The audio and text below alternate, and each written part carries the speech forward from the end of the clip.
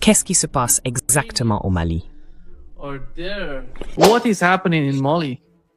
The Ukrainians, as American pawns, Les Ukrainiens, en tant que pions des Américains, leurs forces spéciales, vous voyez, ont servi d'instructeurs dans toutes les guerres. Les groupes djihadistes islamistes en Afrique du Nord et au Moyen-Orient, ils ont formé les salafistes avant qu'ils ne repartent à l'attaque et ne déferlent sur la Syrie. Ils sont présents dans tout le Sahel, rassemblant ces djihadistes fanatiques. Et c'est exactement ce qu'ils ont fait. Et c'est financé en partie, dans le cas du Mali, en partie par les Américains, en partie par les Français. Vous savez pourquoi les Français? Eh bien, la France n'a pas de mine d'or. Le Mali, lui, a de véritables mines d'or. Il possède l'une des plus grandes réserves d'or au monde. Le Mali compte 8 grandes mines d'or. Mali has 8 major gold mines. It has no gold in its reserve, except for the gold. Il n'y a pas d'or dans leurs réserves, à part celui qui n'a jamais vraiment augmenté depuis la belle révolution de libération pour se débarrasser des Français. Donc les Français ont un intérêt direct. Ils veulent de l'or et ils veulent récupérer ce territoire dans leur empire. Leur empire, en réalité, n'a jamais disparu. Ils ont juste remplacé les mains blanches par des mains noires. C'est tout. À part ça, les gens avec les mains noires restent au fond des Français. Ils travaillent pour la France. Leur argent est gardé en France. On les laisse voler autant qu'ils veulent, tant que les Français obtiennent ce qu'ils veulent.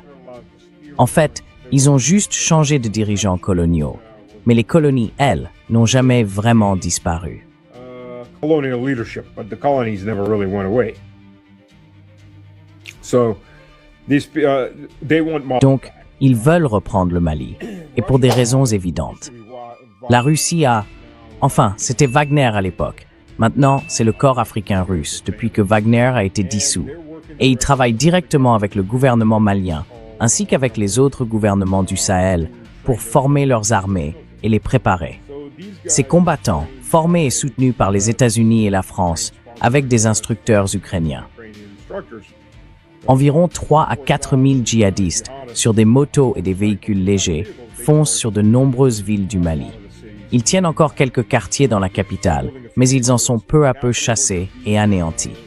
La ville de... Comment s'appelait cette ville déjà? Kidal, je crois. Oui, Kidal. Kidal, I think, is the name of it. Kidal. Très grande base, juste au sud. Elles tiennent leur position en attendant des renforts. Dans toutes les autres directions, elles ont été anéanties. Beaucoup d'hélicoptères russes sont intervenus, bombardant sans relâche. Et les forces maliennes se sont montrées très compétentes, maintenant qu'elles ont été correctement formées, ce qu'elles n'avaient jamais eu auparavant. Parce que les Français, eux, n'allaient certainement pas les former sérieusement, pour des raisons évidentes. Il fallait qu'elles soient juste un peu plus compétentes que quiconque aurait pu se soulever contre la présence française. Alors maintenant que les Russes les entraînent, elles se sont très bien comportées au combat. Training these guys, they've shown themselves well in battle. And the situation, it's not... La situation, elle n'est pas encore stable, mais elle évolue très vite vers une stabilisation. Et là, c'est la plus grosse attaque de ces djihadistes depuis très longtemps, en fait. Les Français, eux, utilisent ces groupes, vous savez. D'habitude, quand la France perd le contrôle dans l'une de ses anciennes colonies, elle envoie ces types un peu partout en Afrique pour renverser les gouvernements postcoloniaux et rétablir une forme de domination coloniale. Jusqu'ici, ça marchait. Mais maintenant, ça ne marche plus, pour des raisons assez évidentes. L'armée russe. Voilà, c'est ça, les raisons évidentes. Les entraînements et la présence des troupes russes qui participent directement au combat aux côtés des forces maliennes. Alongside the Mali forces.